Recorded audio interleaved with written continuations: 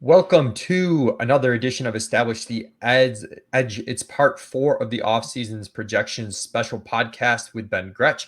Today we're going to be covering the NFC North. Previous episodes have covered the AFC and NFC East and the AFC North.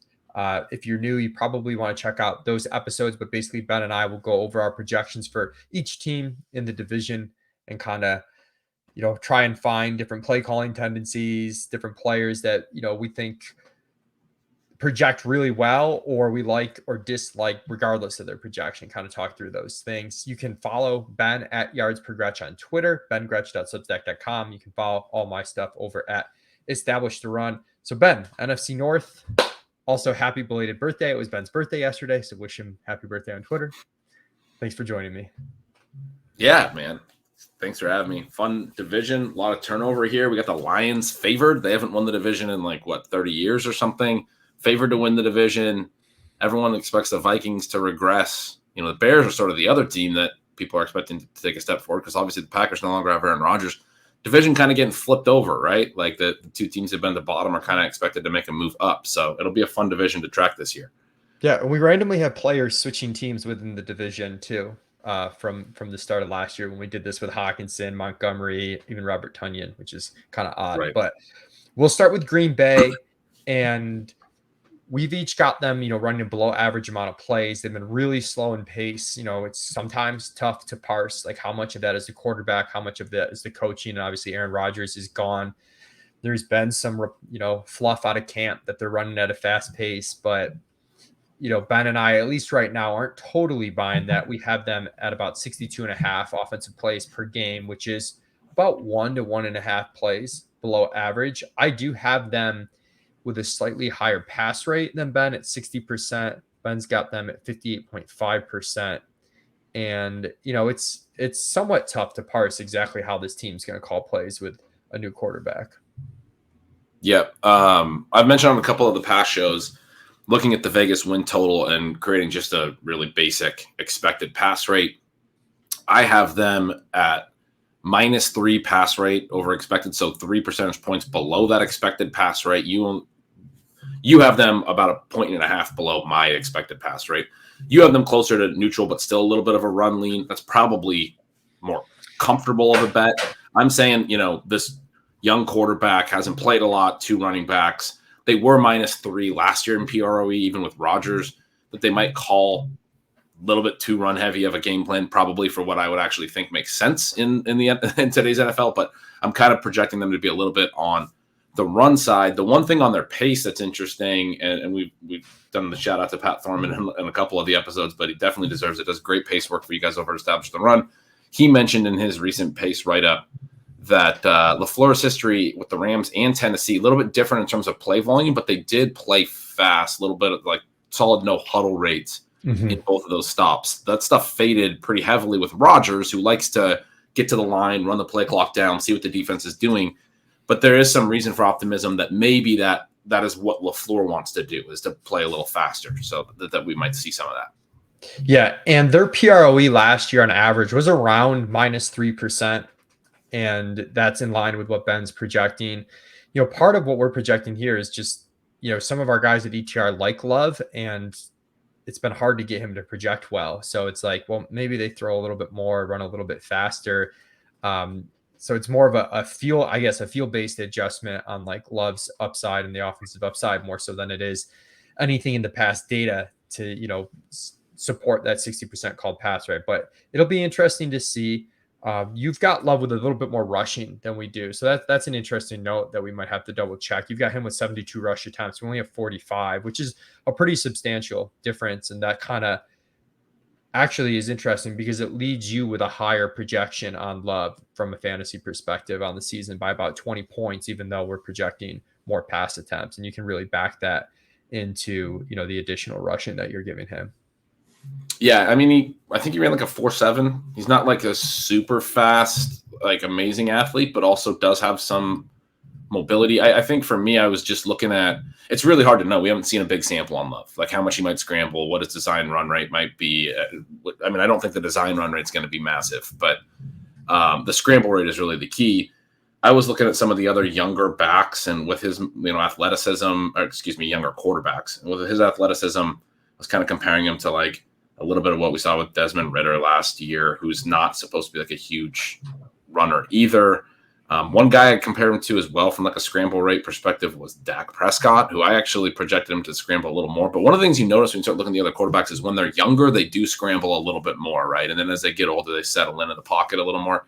So yeah, I mean, that's part of why I have him. I'm not like projecting him to run a ton, but I have him running, a decent amount as just a younger quarterback.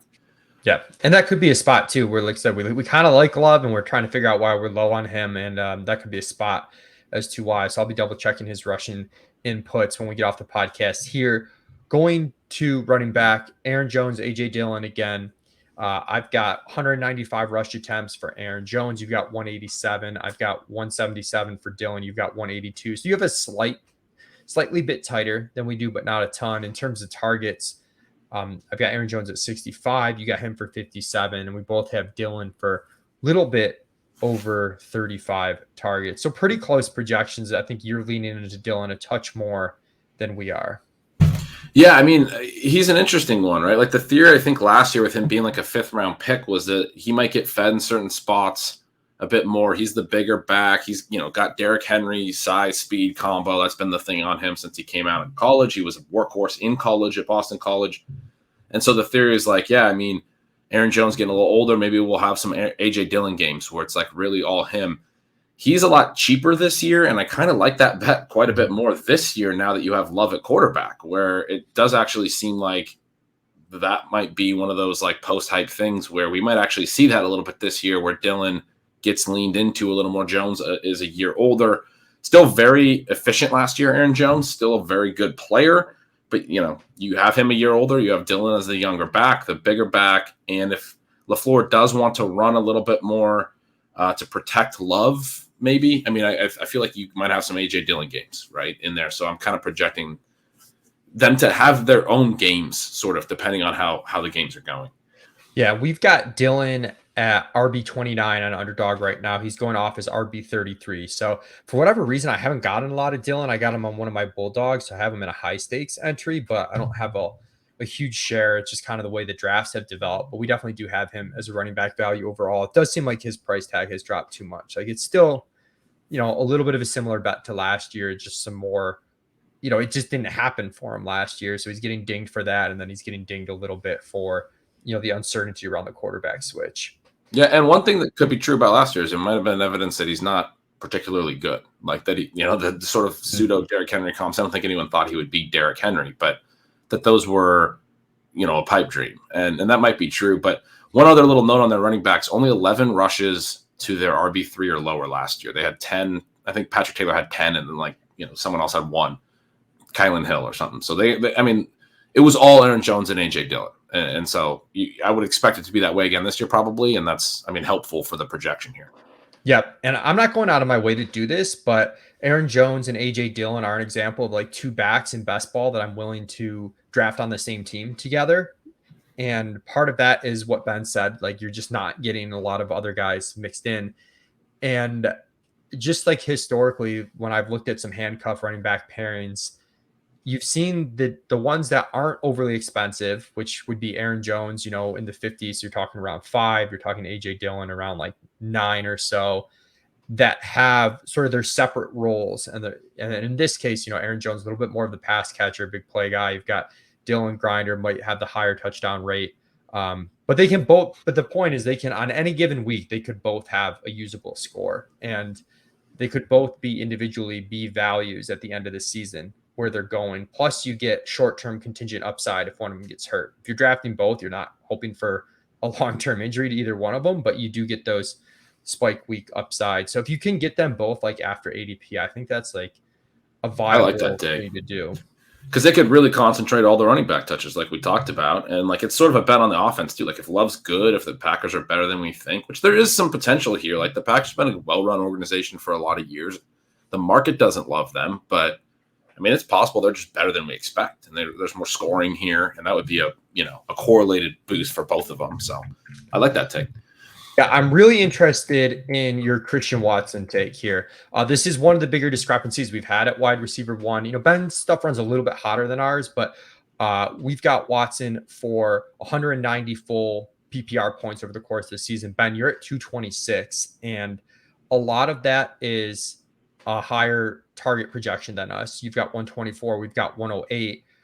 But you also have a higher catch rate than us because you've got 15 more catches on basically 15 more targets. So thoughts on Watson, who, like, I guess for me, I love the upside, but where the price is right now, I'm just still anchored a little bit to not being on him last year, and just worried if he can sustain this over more volume. I tend to be more on that. I was trying in this projection to play devil's advocate, and so I think I see your projection, and I'm like, good. I can cut my projection back a little bit. I regress his efficiency some from Aaron Rodgers to Jordan Love. Probably not quite enough. He was very efficient last year, so it's like, okay, well, what if I leave him as still an efficient player? He's good. Personally, from like film take perspective, I don't think he was as good as his numbers and as the optimism around him last year. Just watching him, I think he's good, but I think the Packers were I think Rodgers kind of force feeding him some stuff. He had a comment after one post game. I remember writing about stealing signals last year, where he made a comment about Watson wanting the ball around the goal line, and they had kind of intentionally thrown to him around the goal line, and he wasn't ready for a pass. And he's like, if he wants to score these touchdowns, he needs to be paying attention. But it was this, there was sort of a narrative last year that they wanted to get Watson Offensive Rookie of the Year by getting him a bunch of TDs, and they were sort of force feeding him stuff in the red zone. I don't know how true that is, but it did actually seem to play out a little bit in certain spots, and Rodgers seemed to allude to it in that one interview in a post-game spot. So anyway, I wonder how much of that carries over, or how much of it was like, hey, he's our first-round rookie, he's really exciting, and we're just kind of getting him a lot of work in year one, but he has to earn more of it in year two, and it's a little trickier. I like your pessimism more, I would say. But the one reason I wound up with so much concentration of targets here is this is a really thin receiving core. It's very young. Dobbs wasn't very good last year. He's a guy I did really like, and he wasn't good. He was good at earning volume, but not very efficient. Jaden Reed and Dontavion Wicks, they're two rookies. I mean, I don't think they have that impressive of receiving profiles, prospect profiles. And then you're at like Samari Toure, who's barely played for them the last couple of years. And then over at tight end, they lose Robert Tonyan, as you alluded to, and they have two basically rookies that are going to play a lot there alongside Josiah DeGara. But you have Luke Musgrave and Tucker Kraft, they're two rookies there. I mean, I think we're going to have a lot of rookies running routes for this team, and there's not a lot of like depth down.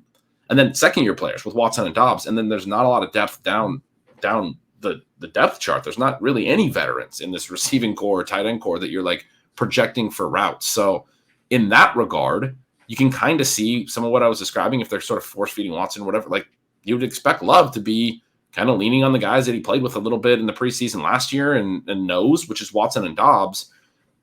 It's weird. You don't usually see this young of a pass catching group.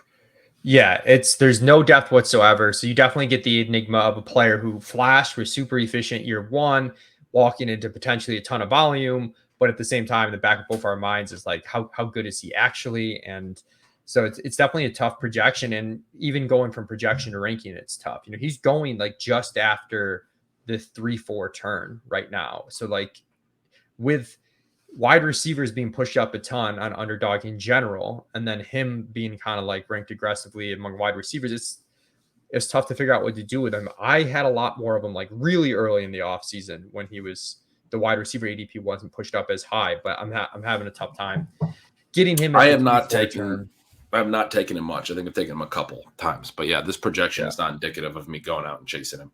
Yeah, I know we've got like Judy, McLaurin, Mike Williams, Hopkins is like slightly ahead of him. Not like a ton, but like a little bit ahead of him. And their ADPs are all lower than his. So it's tough. You mentioned the lack of depth at wide receiver.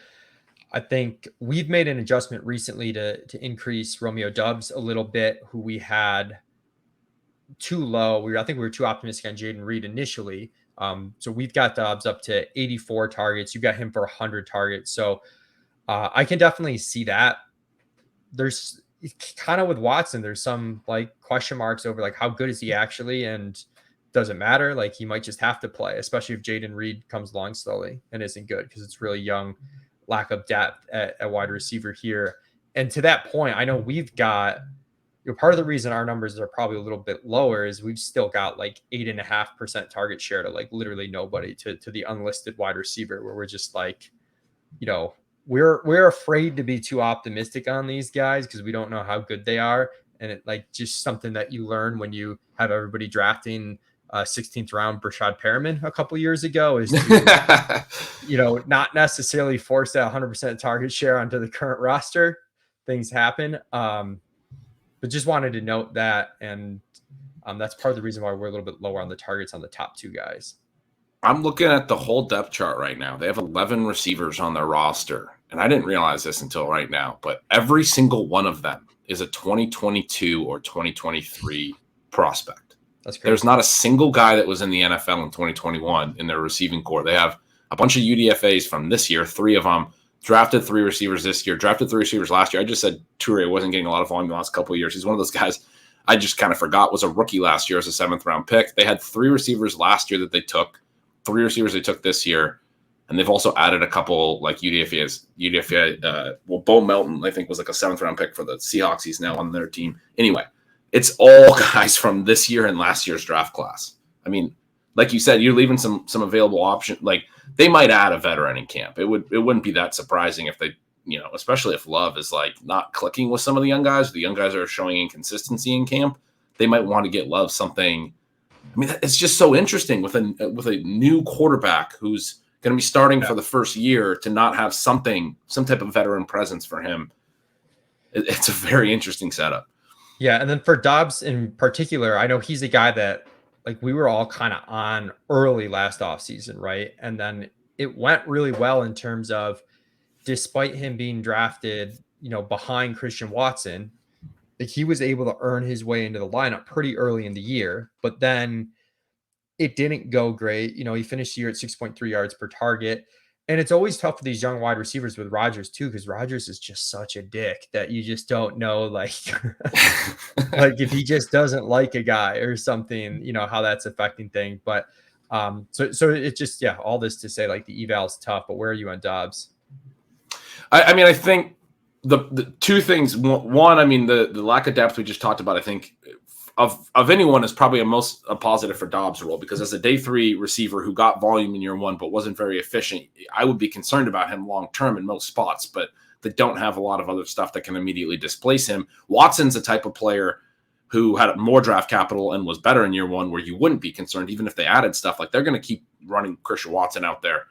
So I think that lack of depth is actually almost more of a positive for what I can project for Dobbs. And then the second thing is just what was the second thing?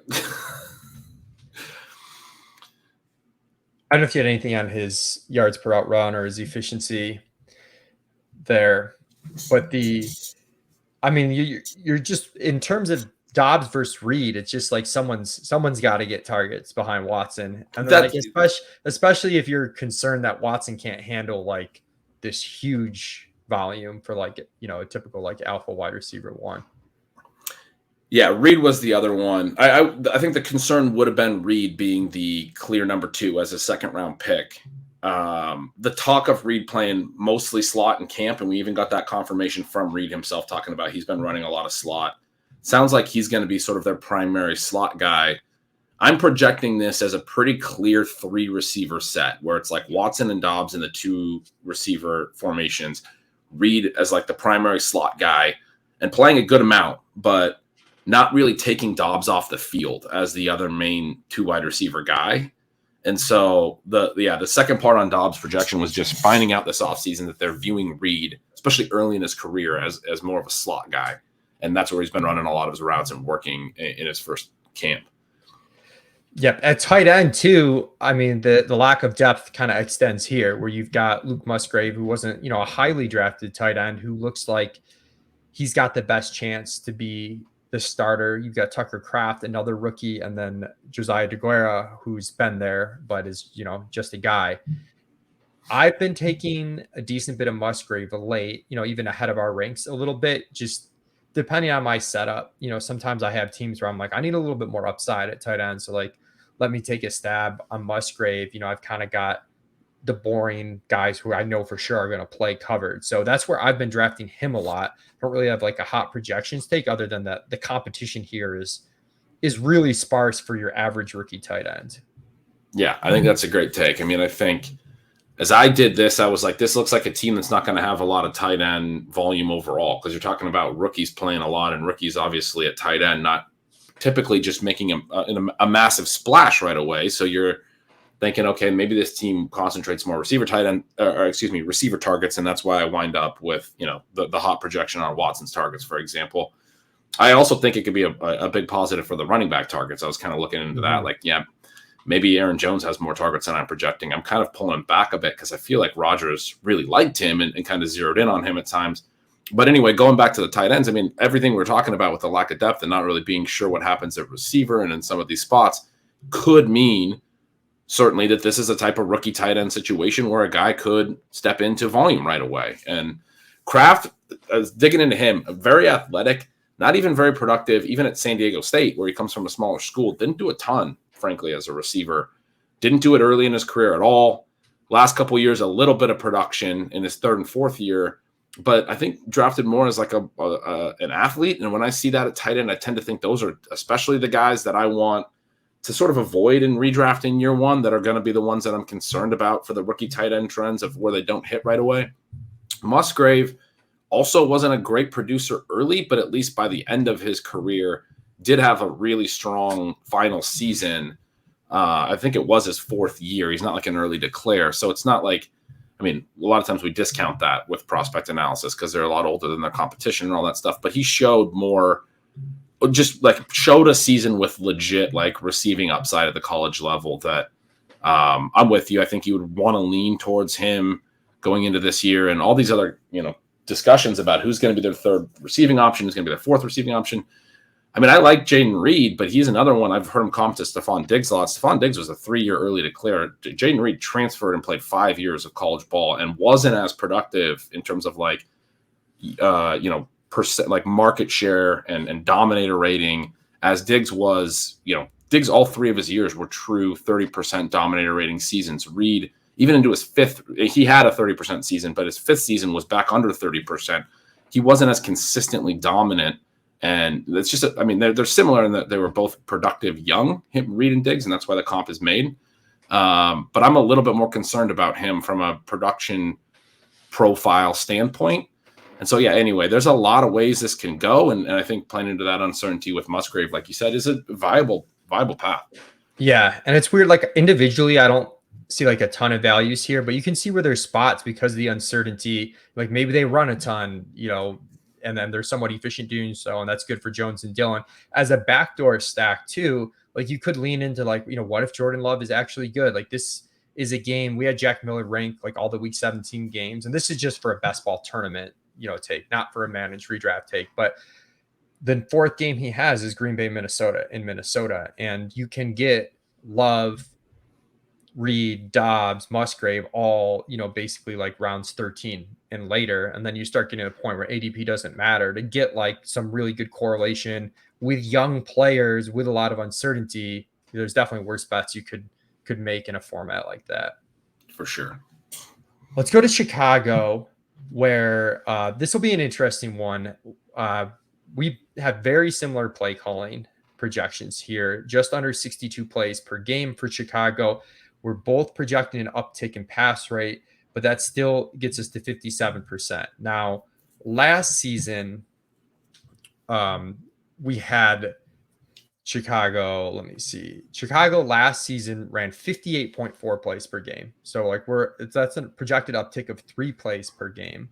Their pass rate last year was 51%, with a negative 14% PROE. Their expected pass rate was actually 65%, which was one of the higher ones in the entire league. So we hear a lot about how this, I hear the Justin Fields to Jalen Hurts comp a lot in terms of like what Philly did last year. And Ben, we kind of saw that with Philly, like where we thought they'd lean into the pass rate. And there's some similar comps where it's like, okay, a good Russian quarterback who takes a leap in his his passing statistics, and a team that invested a little bit in wide receiver. The Eagles traded for AJ Brown, the Bears traded for DJ Moore, but like there's a couple key differences to me, which is one, I think we had more, at least for me, I felt like I had a little bit more confidence in Hurts as a passer just on the NFL statistics. Fields has, a really good collegiate profile. Two, like still, if you're comparing these skill situations, like the Philly skill situation was still far superior than Chicago's, even with the addition of DJ Moore. And then like third, the coaching. With Philly, we had some signs where we're like, this team wants to throw, but they just couldn't last year. With Chicago, we don't necessarily have, as positive signs as like, we think they want to throw more, but I don't know if they want to be like quote unquote aggressive. Yeah, I mean, I agree with all that. I think this is a really tough team to figure out. I had more notes on this team than any team. One of the things that I do when I finish a projection is I have, sort of an expected TDs metric based on look ahead lines and expected points. And Leone, you were kind enough to share Jack's great work on that, which shout out to him for digging into all the look ahead lines to get, total implied points for the whole season figured out. And the Bears are actually 14th in the league in total implied points for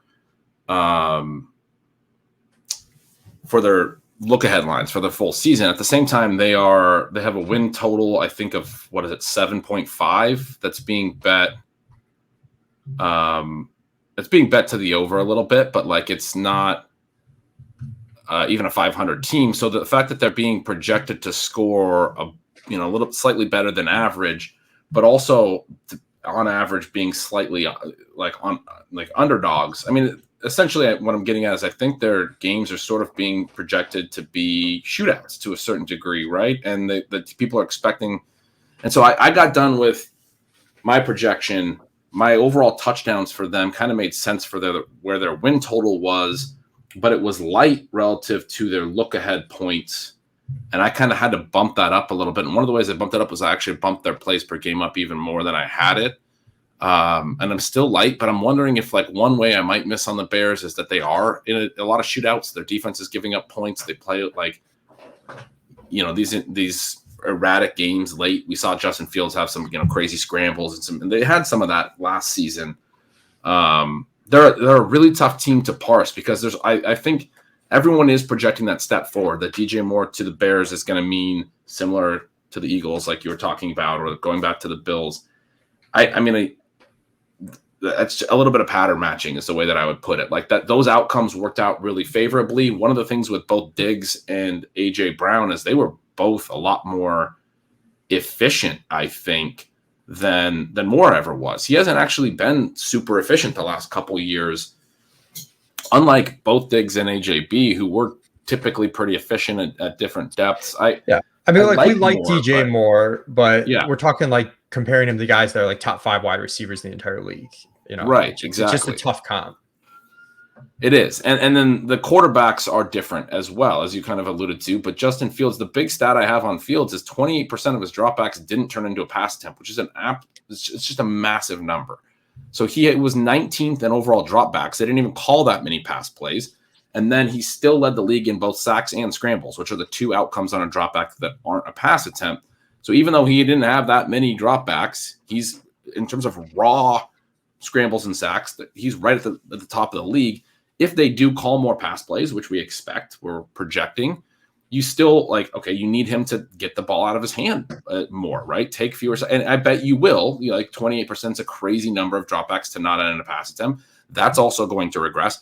But the point is, there's all these layers of things that need to regress for their pass volume to really get to even like league average. And part of it is like, okay, if I am wrong, because there are a lot of shootouts on projecting their plays per game below average, and they get to above average, even in that scenario, because of Fields' tendencies, I'm probably projecting, like, let's say they're slightly above average play volume, probably projecting slightly below average pass volume still, because, he's going to still take sacks at a good clip and scramble at a good clip. So when you think about it as the full range, there's also the concern side where he just maybe isn't that good, or some of these tendencies carry over and he's still taking sacks at a really high rate. He's still scrambling at a really high rate. DJ Moore isn't making as much of an impact on his projection as we thought he would. it's all very difficult to parse. Yeah, and I guess admittedly I'm bearish. The prices on DJ Moore and Fields are like starting to get to a point where like I'm more interested. Start the offseason, Fields was going kind of up with that top three quarterbacks with Allen, Mahomes, and Hurts, and I just wasn't having that. And DJ Moore was going like in the third round. Now DJ Moore's like in like the fifth round, and Fields is more like a QB4, like he's behind Lamar now. I think he's or closer to Lamar, at least if he's not behind. I think he's behind Lamar now. Yeah, he's actually dropped to QB7. Oh, he's our QB7. He's underdog QB6. So he's behind Burrow and Lamar now, which I think's right. Like, I think these guys are starting in the point where they're draftable, but like overall, I'm concerned. I remember joking with you guys in Discord with you, Corain, and Overset, but like his passing line in 15 games last year, like his yards TD totals aren't like that different than what Cooper Kupp put up as a wide receiver in 2021. like it was bad. I know we've taken the under on 20.5 passing touchdowns as one of our season-long prop bets for Fields. Of course, mean versus median stuff. Like for fantasy, we're not as concerned as the median, but as you said, Ben, like we want to consider the whole range of outcomes. But we both have him rushing for over 1,000 yards, which is insane, and that's even with us factoring in some regression. So, like, but you kind of have to even get him close to what the market has him for an ADP, because one of the big notes about his stats last year, he ran for 1,100 yards and 8 touchdowns and still didn't really differentiate as a quarterback. Like Allen, Mahomes, Hurts were the guys that differentiated last year in points per game. Burrow, to a degree as well, was certainly above the rest of like the pack of quarterback scoring we see. Fields is a guy who had the monster rushing season, and this, to your point about his passing numbers being so low, still didn't differentiate. He was QB6 in points per game, but like really close to QB 15 and not anywhere near Allen and Mahomes, like much further away from Allen, Mahomes, Hurts than like QB 15. So yeah, you like at this ADP, when you talk about the way that quarterbacks are going really high, you have to have 1,000 rushing yards and you have to have the quarterback, the passing numbers increase. Passing numbers probably will increase, and it can be a little of both, but you have to have the rushing again. It can't just disappear. And that's like a concern that I don't think the market's baking in. Like the rushing could fall if the passing is going to increase a ton. Yeah. And to your point about the Vegas stuff too, I do know, we do have Chicago slightly below their expected touchdowns per game based on Vegas. There's some teams that we have like that. So there might be some room for optimism. I know you have a little bit more efficiency for Fields than we do. We're at like a 62% completion rate. You're at 64%, and you've got a few more passing touchdowns than we do. So just want to note that, and we'll circle back to it a little bit when we get to the I pushed that. That's not how my initial projection came out, but that's what I was kind of trying to say is I pushed that based on the market numbers. The running back situation is interesting to me, though, because I do think they're going to be efficient on the ground and run a lot again. And there's going to be value in 3 running backs, Khalil Herbert, Rashawn Johnson, and Deonta Foreman, who none of them have like early ADPs. I think Herbert's is the earliest of the bunch, and he's going off at pick like 122. So I've quite often found myself taking shots on an ambiguous backfield where I think there's going to be some rushing efficiency and rushing volume. But as far as which of the 3 to take, it's tough. We both have Khalil Herbert as the lead. We're a little bit hotter on Deonta Foreman and lower on Rashawn Johnson than you are, having Foreman at 126 carries to Rashawn's 81. You have Foreman at 109 to Rashawn's 87. I think I like yours a little bit better, but we kind of tweak the upside case for the rookie. We always kind of juice him a little bit to the point where in the ranks, it spits out a little bit differently. And I don't have a hot take on like any of these backs. It's kind of like the situation I'm drafting in. If I have a team where I need running backs in that range at the draft, and I quite often do, like I'll take whichever one is slipping. I haven't found myself like consistently taking one over the other. Agreed. I think Herbert, you look at some of the advanced rushing stuff, it looks really good. Deonta Foreman has been really good the last couple of years. I think of both of them as good runners. And then they both didn't really do much as receivers. Herbert in part because he is in this offense with a really mobile quarterback, but even Foreman coming from a different offense, similar. And you wouldn't expect there to be a ton of running back receiving in this offense anyway. So one of the differences in our projections, I'm projecting Rashawn Johnson to have like the most receiving of the trio pretty comfortably, and that's because I've been hearing some positive stuff about his pass blocking rates and stuff, or pass blocking grades, but not. I mean, ultimately, Herbert and Foreman, efficient backs in a situation with a mobile quarterback that should elevate running back efficiency, as you alluded to. That's what I want to bet on a little bit in ambiguous backfields at their prices. And then Roschon Johnson is a rookie in an ambiguous backfield that could have some skill upside that we don't really know about yet. And he's an interesting one from a profile perspective, where he was playing behind Bijan Robinson in college. So we didn't even get to see a lot of him in college. We don't know a ton about who this player is, but another profile and depth chart and situation that typically I would want to bet into the rookie running back here. So very similar to what you said. I think all three of them are guys to mix into a profile. My one big note here in doing the projection was that Travis Homer is a guy they brought in. Yeah. And he's maybe a legit good receiving back. You look at his career, he's had strong yards per target numbers 3 years running, all on very small samples. If you look at his overall sample, it's like one good running back receiving season. I think it's 61 career targets, but he has like a 7.6 career yards per target over those 61 targets. Running back average is about 6.0. He's a solid yard and a half above that. He also plays special teams and always has, and will probably be active on game day. And so if he's the one playing on lots of third downs, and it's not Roschon Johnson or either of Herbert or Foreman, that's a little bit annoying as well. But this backfield is one you're looking at for rushing efficiency, like you said. Yep. And then we'll go to wide receiver. On targets, you have Moore for 113. We have 108, which, is pretty comparable with you being slightly more aggressive. Definitely, big difference in efficiency, though. We have a lower catch rate, yards per catch, lower TD rate, which puts us at 173 PPR points over the full season. You're at 206. And like I said, his price is starting to, on underdog, get a little bit more palatable. I've still seen him go really early on some other formats, including full PPR formats, where I get even more concerned. But I just, Ben, you talk a lot about the players that, small miss, big hit type players.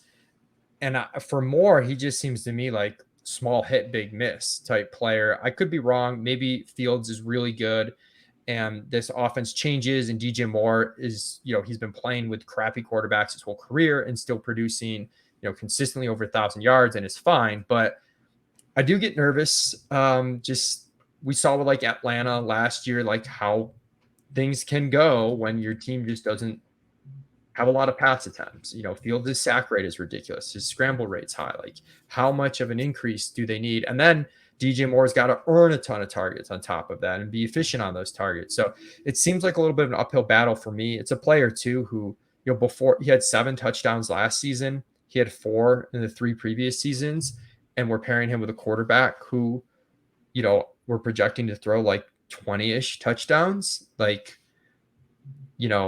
I don't know. Yep. It hasn't been it for me so far. I think you and I both, something that we always really kind of jive on when we talk is just thinking probabilistically. And I think there's a lot of people that kind of struggle to think through the entire range of outcomes and how all these little things impact.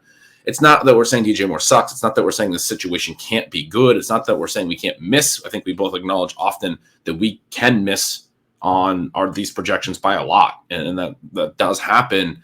It's just that when we're talking through all these little nuances of the projection, these little pieces, it's like, what does this mean for the ceiling cases? Well, the ceiling case is probably not a big hit, like you just said. And what does it mean for the floor cases? It means the floor cases can get really bad, which you had a funny tweet about DJ Moore recently. It was like, how bad can it get, this offseason? And it was a month or a couple months ago, but it was like, how bad can it get? It can get really bad. Like, that's the short answer. Like, this could be a really tough situation for pass volume.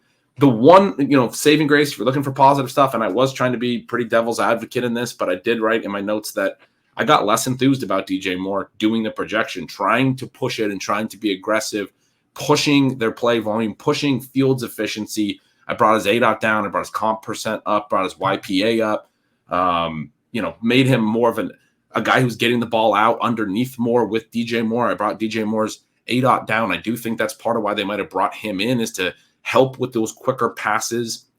The one positive note, I talked, I think, on a recent pod about RPO offenses and consolidating targets. I think if they did bring in more for shorter passing, and this is an offense that looks like one that might do some RPO stuff, he would be sort of the designed receiver on the RPO It's not it's a play call where you don't go through your progressions. You either hand off or you throw. You pull the ball and throw immediately. So he could, I think, consolidate some target volume that way on these RPO design looks, and it would be lower ADOT stuff, closer to the line of scrimmage, which would be good. DJ Moore's been really good after the catch. He's been good at all depths.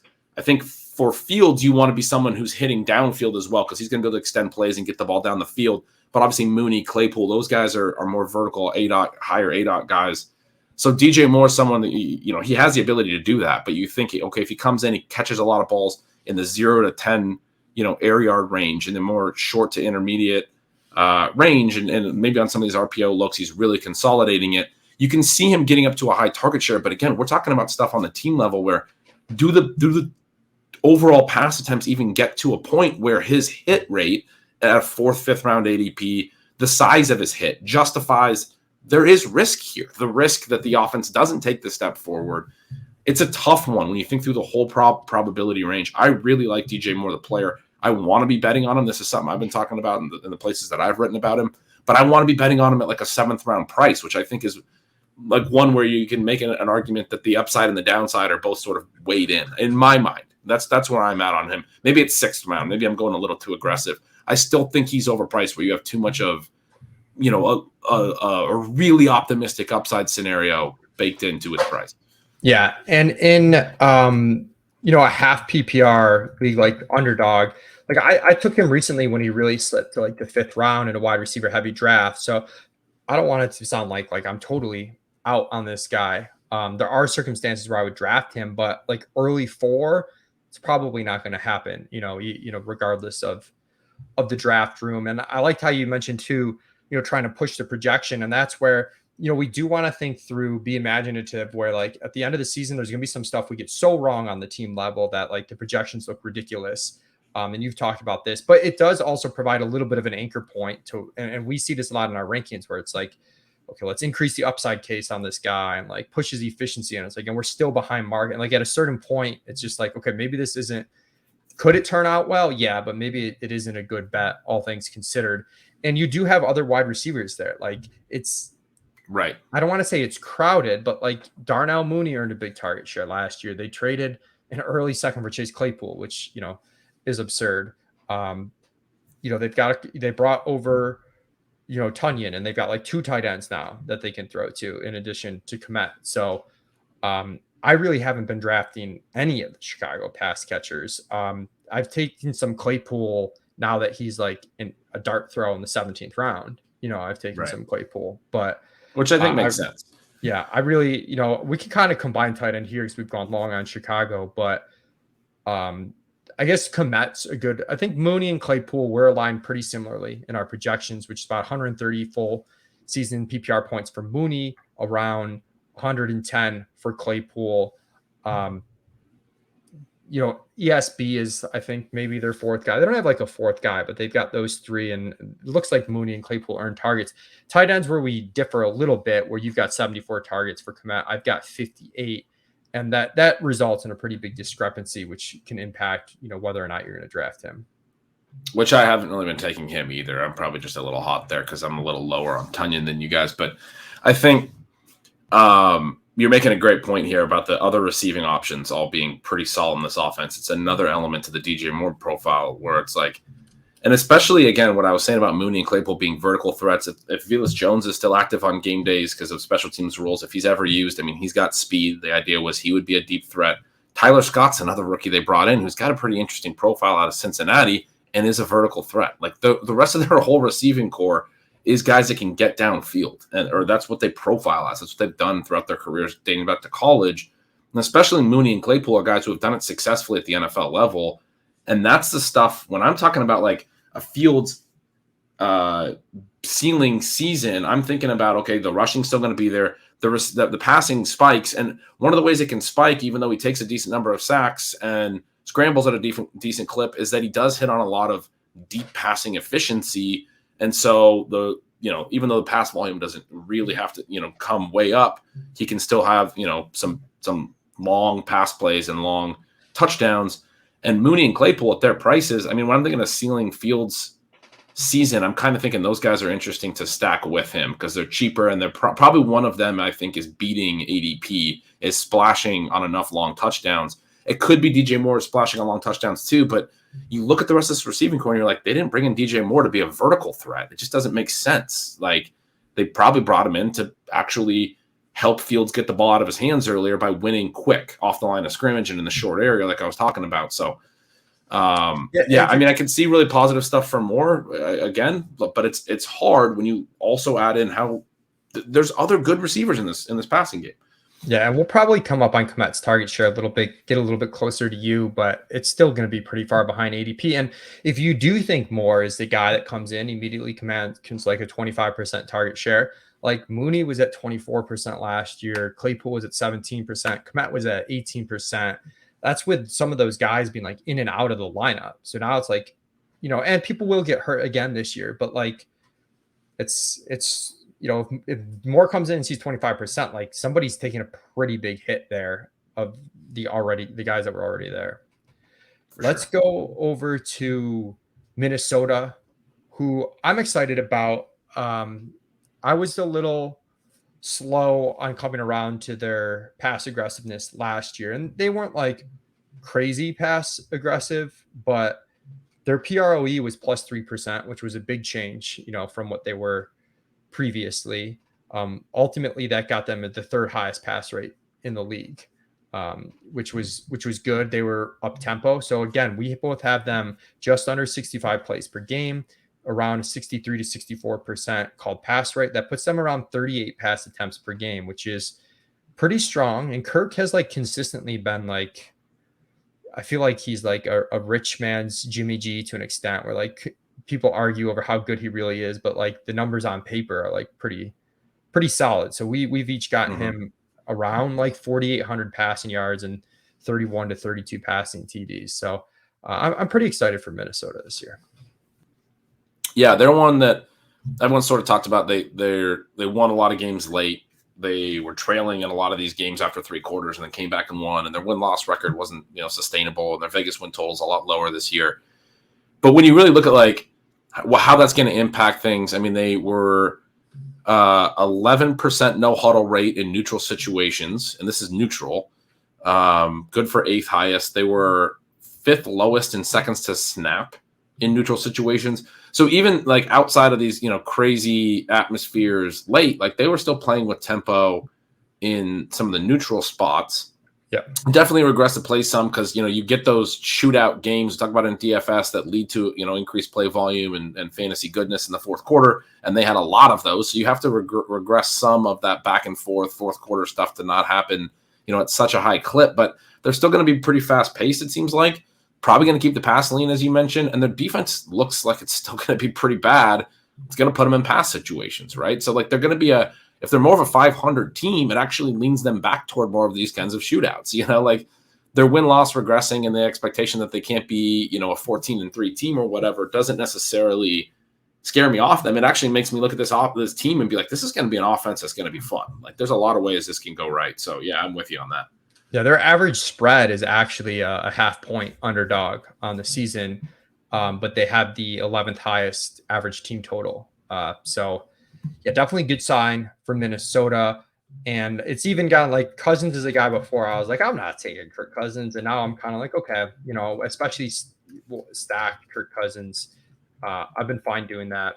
We have him as QB12. He's going off as QB13. I think he's priced appropriately. So just based on your team construction can make sense. At running back, we get the Dalvin Cook release, which is great for Alexander Mattison. Exactly how this shakes out will be interesting. I've seen lots of back and forth on Madison. How good is he actually? Does it matter? Will somebody else get brought in?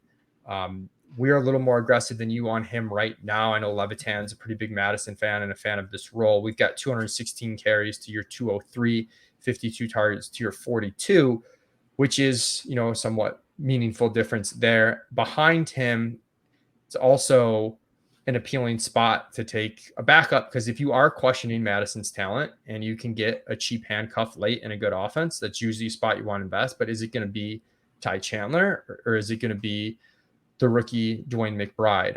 It looks like you're a little more optimistic than us on McBride with 84 carries. We've got 62. So thoughts on this backfield? Yeah, I think you put it well. It's tough. It's a good spot. It's a tough read in terms of, Madison hasn't been particularly efficient over the last couple of years. He's a little bit older than someone who hasn't ever really, one of the interesting things about his profile, he's been really good in some spot start situations. I think, it leads to us thinking favorably about him as a community in terms of those are the spots where, in season-long leagues, people were plugging him into their lineups. In DFS, he was a chalky player and he hit in a lot of those spots. But also, Cook hasn't had a major injury. And so Madison's actually, you go through his game log, he's never done it in back-to-back games where he's had 2 big games in a row. There's one spot, I think it was maybe 2021, where he had 2 really good games in 3 weeks, but sandwiched with a 10 for 20 rushing line in between.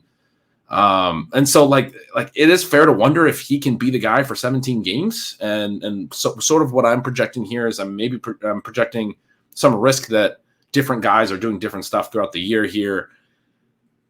I tend to not really project running backs to get hurt a ton of my projections. I kind of just want to see how it plays out. But I do think there is some, Madison got a nice contract this offseason. I do think the Vikings are in on him.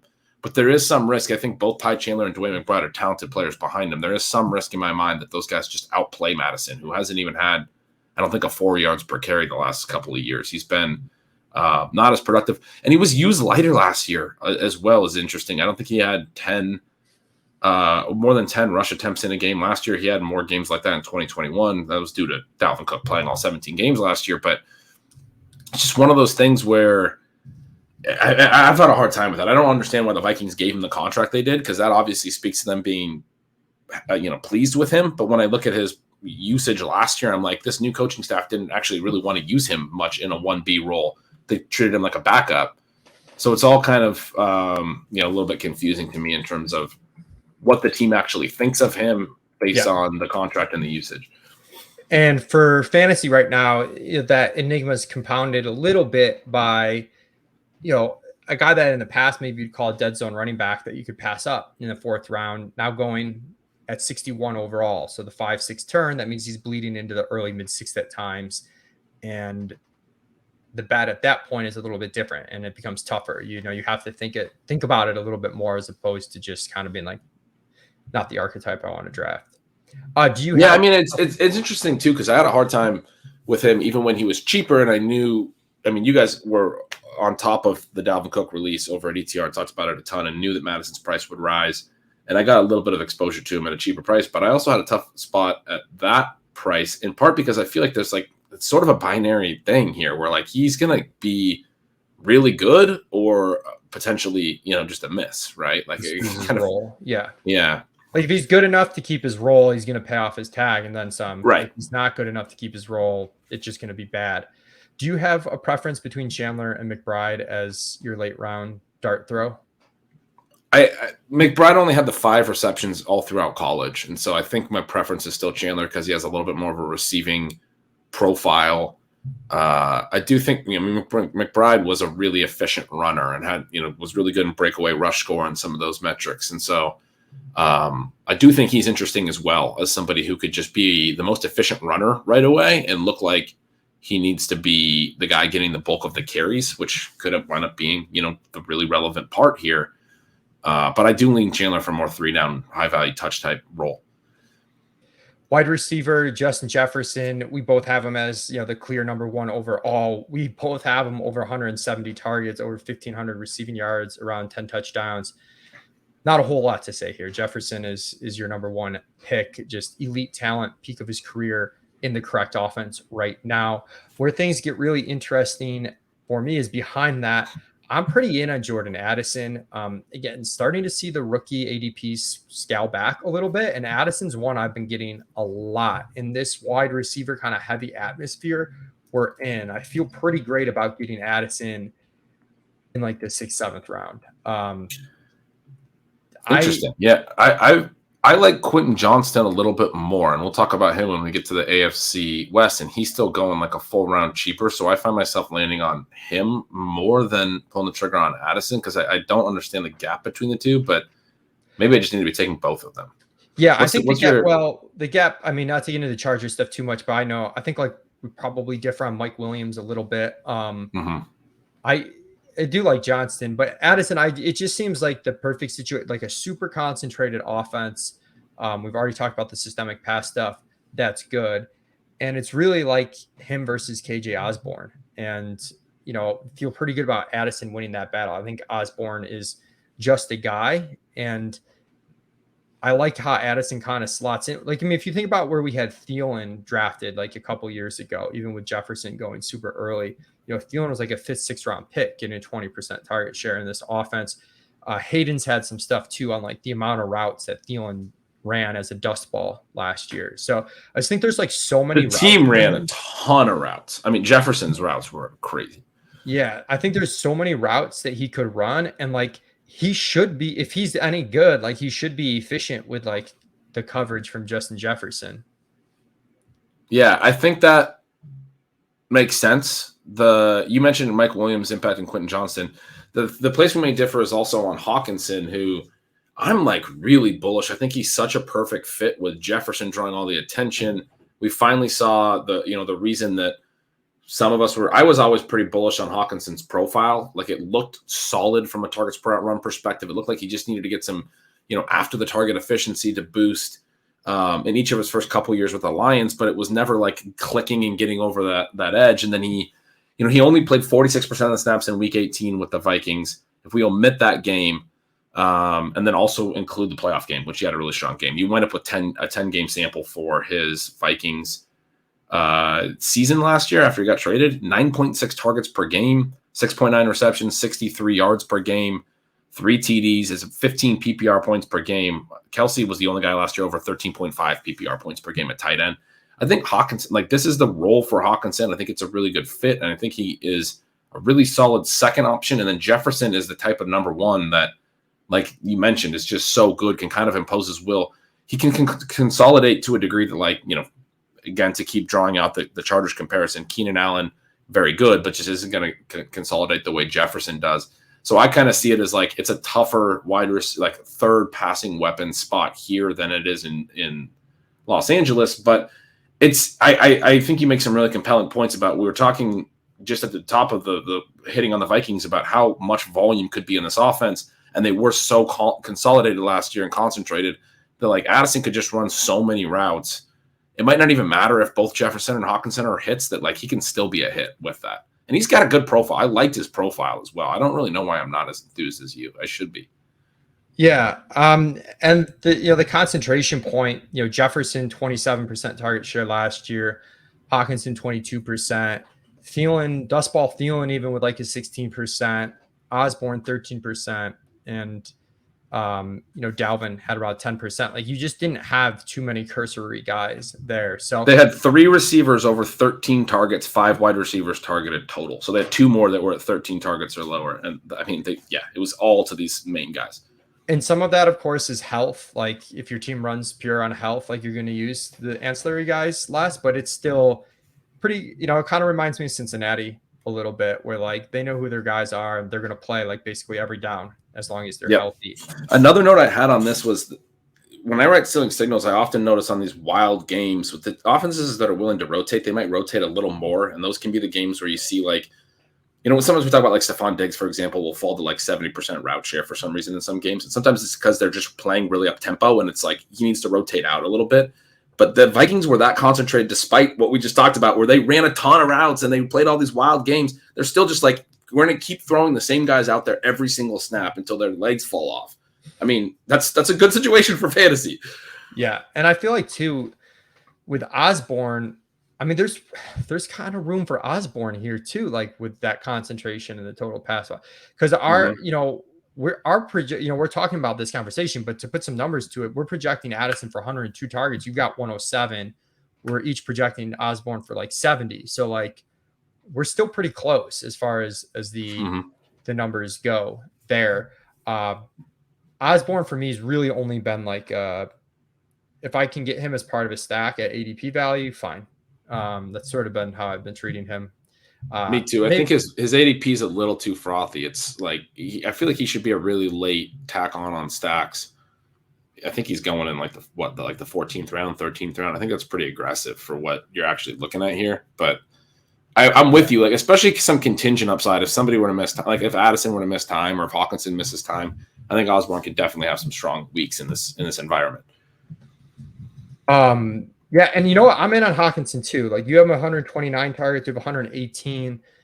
I think he's a pretty good bet. I think he's got a better floor ceiling combination than tight ends, historically that go in this range of the draft have. Like, he's a clear tier ahead of like Pitts and Kittle for me because I think the floor ceiling combination is so good. Whereas Pitts and Kittle, they definitely have the ceiling, but I don't know about the floor. And especially when you start getting into full PPR tight end premium formats, Hawkinson's just possibly going to blow away from those guys in terms of, reception volume. That's where I'm at. It's a bet I'm definitely interested in for sure. Let's go to Detroit, final team here. We've got them projected really similarly, 64 around league average amount of plays, a little bit higher, around 64.5. We each have them around a 59% pass rate, which puts them at like 35 to 35.5 pass attempts per game, just over 27 rush attempts per game. I think Goff, it's crazy how close we get on some of these. Like our volume projections are very similar. Yeah, it is pretty crazy. And this team kind of makes sense. Like you don't have, a ton changing here. Some of the players are changing, but like structurally, it doesn't seem like a lot should change for Detroit. And even, expectation wise, I expect it to be kind of similar to last year, similar to like, you talk Minnesota, they might regress in win total, but like their defense is still bad. They're going to get in some shootouts. I think Detroit's going to get in some shootouts again, but like be an average team overall. So I think Goff's like, he's a guy that I'm probably not taking a ton in like managed leagues. Best ball, totally fine. Stacking him, you don't want to take him unstacked. Don't have a lot to say about him. It gets really interesting at running back though. So I'll just see if you have any Goff takes before we hit on the RBs. No, I think you put it well. I do think he's a little bit pricey in like the 11th round and underdog right now. Even like stack, I have a hard time even just like stacking him. I look to stack other ways because without any mobility, it's tough to justify, I think, 11th round quarterback upside. But I'm with you. I mean, if you're going to take him, it has to be stacked. Running back. So I'm kind of in on both these backs right now, Jahmyr Gibbs and David Montgomery. And, it's tough. The high value touches were so great for Detroit last year. And you do want to be careful. And you've done research on this, Ben, like just kind of assuming that those HVTs are going to be there again year over year. We saw a situation like Tampa Bay last year where it was like they're going to have so many high value touches and then, they suck and then the HVTs evaporate a little bit. But if you're projecting this situation, you would project them to stick, right? Same immobile quarterback, and they're actually projected to win more games, to have potentially more scoring situations. Obviously, they ran a ton in close. Jamal Williams has 20 rushing TDs last year or whatever it was. That's not going to happen again. But when the team is being projected by Vegas to be better, to potentially win the division, that is good for goal line rushes typically. So it's going to regress, but we're not going to like be concerned about them on a team level being so bad that they don't have any rushes at the goal line, or at least that's not what the market's saying. Yeah, and in some of these leagues that aren't underdog, that are full PPR, and the ADPs aren't quite as wide receiver heavy, so I know like I can get some of them in that 4th to 6th rounds traditionally, like at a better clip than usual. I've been kind of slamming Gibbs at like the middle 3rd, end of the 3rd round, or early 4th even. I just, the way I see it is you've got, if you look at Gibbs and Montgomery, Gibbs could be Swift last year, who was fine with like barely any volume. He could be Swift with more volume. Montgomery could be like Jamal Williams with more pass catching upside. Like I like both these bets at cost. And I think sometimes people get caught up in, is it going to be Gibbs or Montgomery? I think the way they're priced right now is they're both decent bets. I don't know if it's like quite, because the cost is more expensive than the Aaron Jones Dillon combination. If I want to like bet on both of them on the same team, I'm unsure. I did that in one spot where I just got a ton of value on Montgomery late on a team that already had Gibbs. But regardless, individually, I like both of them as bets right now. Yeah, I agree with all that. Another team where you look at it and like the 3rd running back wasn't used a ton last year, especially when you consider that Swift missed 3 games. You had Craig Reynolds 23 rushes and 9 receptions as the next used back, and basically no one else behind that. So sort of similar to what we're talking about with the Packers, where it's kind of like their 1-2 punch. Last year, it was much heavier towards Jamal Williams at the end of the day. But if you go back to 2021, Swift had nearly the same number of rushes as Jamal Williams. Again, if you're trying to think about the new running backs in those roles, go back to Swift's rookie year. He also had a much higher rush share and a higher number of attempts as he was working alongside Adrian Peterson mostly that year. When I look at Gibbs, I mean, it's tough to split out this work. David Montgomery got a solid contract. He's been a sort of a workhorse throughout his career. Wasn't as efficient the last couple of years, and especially last year when you look at Khalil Herbert was like a 5.7 yards per carry guy in a really good running situation we just talked about with Chicago, and Montgomery was like right at 4.0, which is like league average. He should have been better than that in that situation, frankly. Kind of surprising that he wasn't. He has been efficient as a receiver. But also with Montgomery, an interesting note relative to Jamal Williams being such a good touchdown scorer last year. I think it was 2020 where the Bears were really bad in red zone production because Montgomery was not, they were giving him a ton of work and close. He was not converting short touchdowns. I tend to think that stuff's really volatile, but you look over his 4 years, he's not been a very good runner in close at converting touchdowns. And that's not something, again, that I think is, they haven't had a great offensive line. It could just be as simple as like the Lions will block better in close and he'll be able to score those touchdowns, but it's not super straightforward. But those little parts of it, I think, are why I get more excited about Gibbs. And I think people are questioning how the market is on Gibbs relative to Montgomery because of their profile types, right? Gibbs is more the receiving back. Traditionally in fantasy, we would think of him as the second back that's drafted. But I think those are reasons you can be a little bit optimistic that Gibbs would be the Swift plus role. You can look to 2021, like I said, where Swift and Jamal Williams had similar number of rushes and say maybe Gibbs is, right there at the rush volume of Montgomery and he's receiving more. The big note on Gibbs as a prospect was that his receiving production in college was just elite.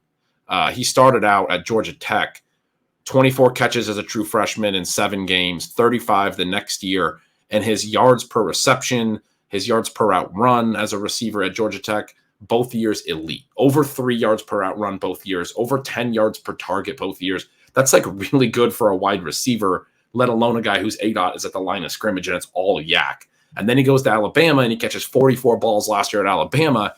A little bit less efficient in the SEC, but still really good. 1.83 yards per hour run, still good for a running back. 8.5 yards per target. Like those are, again, still like very solid numbers for receivers in some cases. He looks like a truly special receiving back. And like you said, this is a situation where a lot of volume has gone to the running backs out of the passing game. Immobile quarterbacks tend to check down more. Gibbs is and then 12th overall draft status. Like, it's not just exuberance to be high on this guy. They like him. They're going to use him. They see him as but I agree with you. Like, Montgomery could be Jamal Williams with more receiving too. Like, he's an interesting one as well. But Gibbs is the one where I look at everything in the profile and I'm like, I do not want to be light on this player. He looks like a guy. I understand why people are concerned about the rush volume. I understand why people are concerned that Montgomery will get all the close goal line work. There's at least a little bit of concern in Montgomery's profile where I'm like, okay, that's even more upside for Gibbs to just be the star. He's the guy I don't want to miss on is Gibbs. Yeah, I think he's a little bit, honestly, not to be exaggerated, but I think it's a little bit of a cheat code in some of these full PPR, like managed league formats, where if you're drafting, at least right now at the 1-2 turn, you can more confidently bypass, Barkley and some of those running backs, go wide receiver, and get Gibbs in round 3 or at the 3-4 turn. So I'm really in on Gibbs. The cost for me on Montgomery is just like, I don't think he should be, a 9th round pick or an 8th round pick. Or he probably should be an 8th round pick, but I feel good taking him there, I guess is if Gibbs were to miss time, Montgomery would smash that price tag, right? I mean, that's one way to look at it. Yeah, you would think so. And it's just like with both of them, it just seems like there's this good combination of like floor ceiling. Yeah, floor ceiling, basically. Let's go to, and behind them, there's not much. I know they annoyingly at times did mix in like Justin Jackson, Craig Reynolds, but it's not like any serious competition. And both Montgomery and Gibbs have a pretty big investment. Wide receiver, I mean, Amon-Ra St. Brown is just, we've got him I think, a little bit ahead of market as far as the early wide receivers to take. And you're even more aggressive. We got 149 targets on him. You've got 163. You've got him just over 300 PPR points, which is like a monster season. And it just seems extremely safe given, his playmaking ability and also his role where he's going to command like high percentage looks, which is, if you're going to command high percentage looks and get a whole ton of them, a la like Michael Thomas in the past, like, I'm not saying they're the same type of player, but in terms of the quality of looks and the quantity of them, it's tough to miss. Yeah, and he's a guy you look at like target shares and stuff, they probably don't even do him justice, because if you'll remember early last year, he had, left early with a concussion one week, and then when he came back, or a leg injury, and then when he came back, wasn't fully used, and then I think a concussion the next week. So he had games early in the season at 32% snap share, 17% snap share. This is the type of profile where I like to look at the per route run stuff and really look at what he actually did, because there's still a good sample on his routes. But there's a couple games where he didn't get to play the full game. His per route run numbers are even better than, he already looks incredible. You compared him. The comp I like is Cooper Kupp. Like, he's that slot plus. And I had a tweet earlier this offseason where their targets per route run last year. This is 2022 Cooper Kupp, not his elite 2021 season, but he was still really good in 2022. Their targets per route run, nearly identical. Their weighted targets per route run, when you add in their ADOT, nearly identical. Their slot rate is very much nearly identical. Their yards per target, very, very close. Their yards per route run was identical, 2.40. For Kupp, it was on 338 routes. For Amon-Ra, it was on 483 routes. The yards per target element of that, we know he earns a lot of volume, but that's a part I want to emphasize as well, where he has over 400 yards after the catch both seasons. One of the stats that I've referenced that I use with my projections is I look at, I set an ADOT and I look at total air yards, and then my efficiency metric instead of like yards per target is racer. So it's the conversion rate of air yards. That can be different at different ADOTs. So like lower ADOT guys tend to have higher racers because they're able to add more yak relative to their number of air yards. So I have like a depth adjusted racer metric. Both years, Amon-Ra has been really strong when you adjust for his ADOT at his air conversion rate. Again, the 400 yak being a big part of that. He's generating more yards per air yard than you would expect for a guy at his ADOT, which is another feature of Cooper Kupp. This guy's efficient. He's not just a target hog as a slot receiver. He's a slot receiver that can add to it. Amon-Ra also has like 16 rush attempts, I think it is, over 2 years, 7 and 9 in his 2 seasons. Very efficient both seasons as a rusher. Another element to say, like, this guy's good in his hands. That's a very small sample, but he's been able to make plays with a little bit of rushing volume as well. He's like legitimately really, really good at football is basically the end of the day. Yeah. But behind him, like, there's just not, the target competition is very, very light for Amon-Ra. Not that, it matters when you're the type of player he is, but we've both got Jamison Williams second in targets, and he's missing the first 6 games of the year. We've each got him like around in the upper 60s in terms of targets. He's someone that I think the market's too high on, but like he's interesting as a prospect, right? Like tons of big playability, lots of upside. I have some small concerns over like a rookie year where he wasn't fully healthy for it, not his fault. When he was drafted, they knew he was going to miss, a good chunk, but not fully healthy.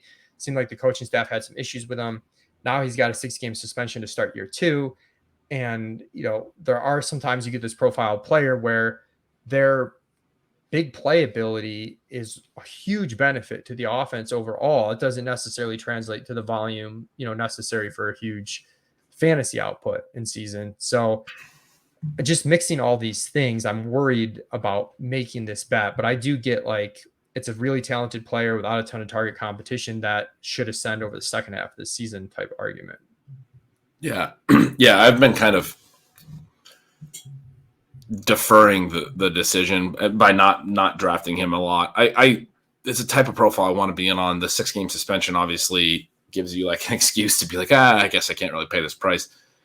in underdog and in those types of formats, he could very obviously also be someone who has late season upside and ends up being a really important piece. So you have to really give him a lot of consideration. But I've been falling where you're falling, where it's like this is a tough price to pay and not taking a ton of him. I do really like the prospect profile. I think you have to be optimistic when you look at the way Goff played. Josh Reynolds pretty efficient last year. Khalif Raymond pretty efficient last year. DJ Chark pretty solid last year. I feel like you got to feel like there's potential for a vertical threat in this offense, certainly. But yeah, I mean, the obviously from the projection standpoint, we're projecting him, both of us, to not have many targets because he's only going to play in 11 games. And yet, I mean, mine is like an 18% target share over 11 games, which is right around your projection, I assume, pretty similar for you guys. And that's, I mean, that's a solid 18% is, I mean, for a deep threat and that could also add some efficiency, like that is a very viable number. Yeah, I mean, he's a tough one. He's a tough one, like from a build perspective, you're missing 6 games, but at the same time, like when he goes after the wide receiver window is starting to close, like he's one of the last guys that has like legit upside. We just talked, about how Amon-Ra is a really strong player as well in this passing game. There's not a ton of competition, like you said, but Amon-Ra does take a lot of work. Yeah, I mean, I'm of two minds about Jameson for sure. Yeah, and behind him, like you've just got depth guys, Marvin Jones, Josh Reynolds. I don't think they're really going to factor in a big way. Tight end, you do have another rookie tight end that has a potential path to a lot of playing time. And these guys have been, somewhat tough to rank for me because I like, in general being in on rookies, but like historically rookie tight end has been a tough bet to make. You've got 72 targets for Laporta. We've only got 54, so a little bit more conservative. Why don't you talk to us about Laporta? Well, I think your projection is probably closer to right. It's tough to parse the rest of the targets. My overall wide receiver target rate is high, even though I don't have a lot going to Laporta. This tight end situation might actually mean more upside for the running back targets is sort of where I'm kind of going when I look at this even more. I like Laporta, really good prospect, strong production profile, somebody that we should like long-term, but especially with Amon-Ra and then Gibbs being like a truly potentially like generational type running back receiving profile. And I don't use the generational term lightly, but he looks like a really, really elite running back, receiving running back. You're talking about, I think a lot in terms of ADA. You're talking about a lot of short area targets going to other guys, which is typically where a tight end is going to make a lot of their work. And maybe I just feel a little snake bitten from the fact that TJ Hawkinson never really did much here and then goes to Minnesota and has a good career. And then even going back, not that the coaching staff was the same because it definitely wasn't, but going back to like Eric Ebron never did anything. And then he goes to the Colts. It's like, we got another, optimistic young tight end in Detroit to probably be disappointed by the actual early career production until he goes to a new team. Then Laporta will be good.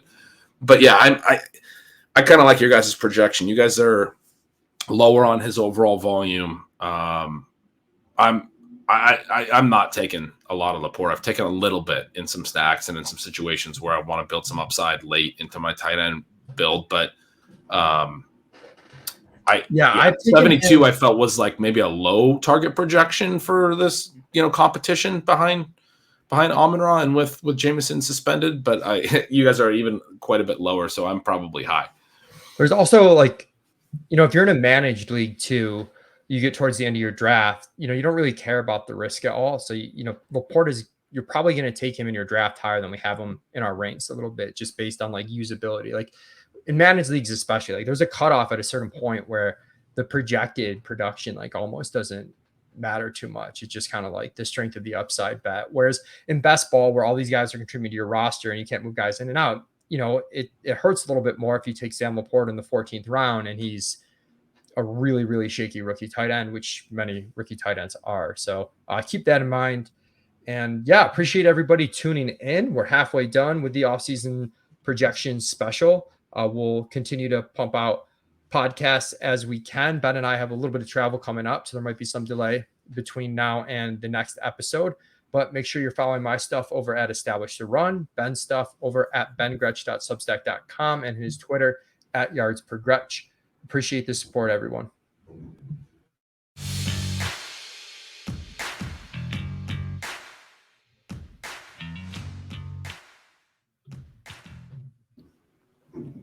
Well, I just realized I was muted at the end there, wasn't I? I don't know. I heard it. Oh, you did hear it? Okay. Yeah, but you still have us live right now. This is how the sausage is made, everybody.